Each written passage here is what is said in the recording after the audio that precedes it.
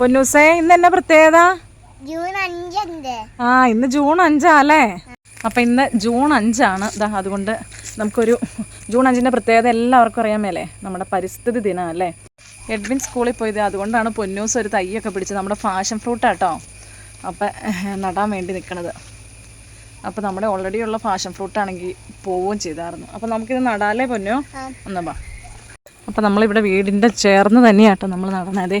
നമ്മുടെ പഴയ ഫാഷൻ ഫ്രൂട്ടിൻ്റെ തണ്ടാണിത്, അതങ്ങ് ചീഞ്ഞു പോവുക ചെയ്ത് കണ്ടോ. പൊന്നു നട്ടാ.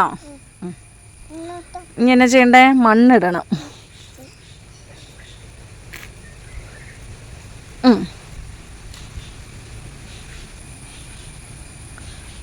മതി മതി, മണ്ണിട്ടോ, മതിയേ, മതി മതി മതി. നട്ടാ. പൊന്നൂസ് അംഗൻവാടി പോണ നിൽക്കണേ കേട്ടോ. ഇനി കൈയൊന്ന് കഴുകിക്കേ. നമ്മൾ വളമൊന്നും ഇട്ടില്ല, അപ്പം ഇനി ഇതൊന്നും ചോട് പിടിച്ചിട്ട് വളമൊക്കെ ഇടാം അല്ലേ പൊന്നോ?